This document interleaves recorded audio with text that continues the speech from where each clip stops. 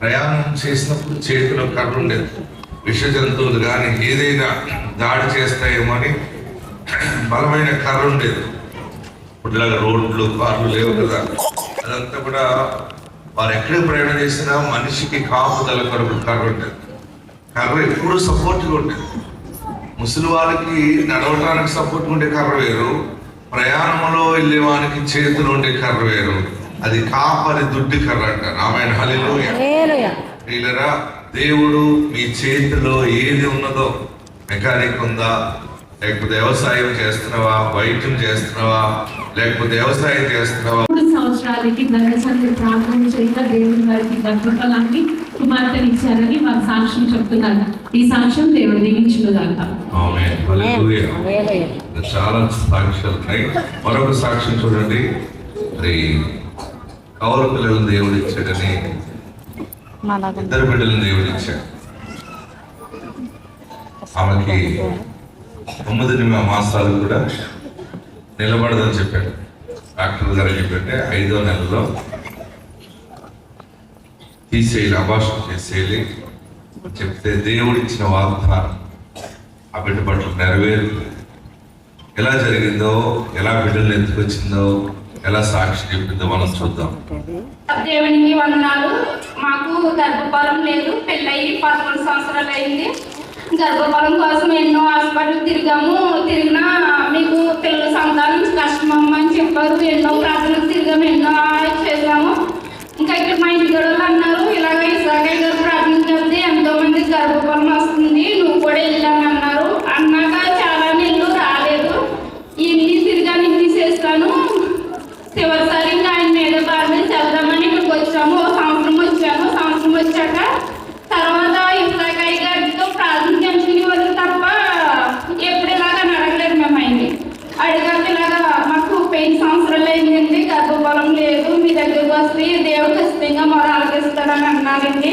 అంటే కంగారు పడకమ్మా, నీకు ఇస్తాడు దేవుడు, నువ్వు విశ్వాసంతో అడుగు, నీకు గర్భఫలం ఇస్తాడు, 2 బిడ్డలు ఇస్తాడు ఒకసారి అన్నారు ఆయన. అలాగే ఆయన అన్నారు 2 నెలలకి కన్సీవ్ అయ్యాను. కన్సీవ్ అయ్యాక 3వ నెలలో టెస్ట్ చేసుకోగా కన్సీవ్ అయినట్టు తెలిసింది. అప్పుడు హాస్పిటల్కి వెళ్తే స్కానింగ్ చేశారు.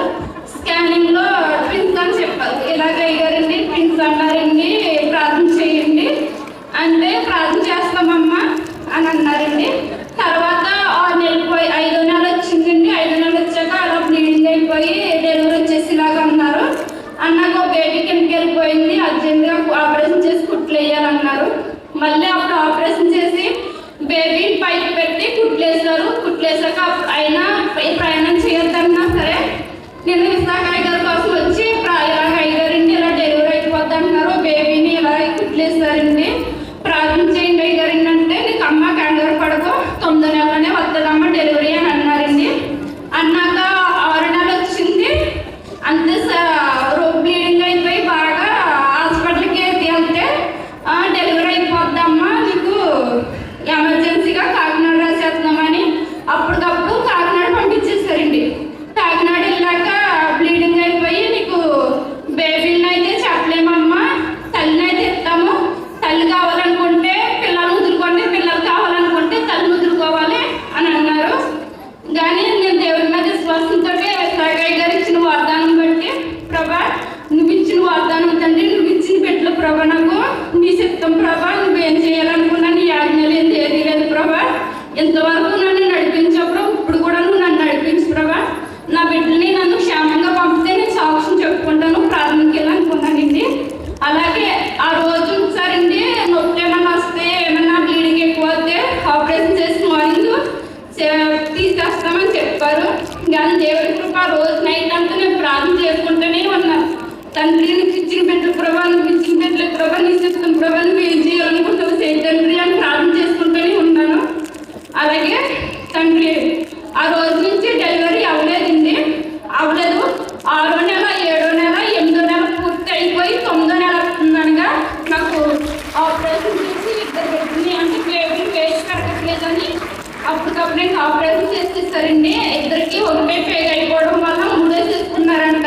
అప్పుడు ఎమర్జెన్సీగా ఆపరేషన్ చేసేసి ఆ బేబీని బాక్స్లో పెట్టారండి. బాక్స్లో పెట్టి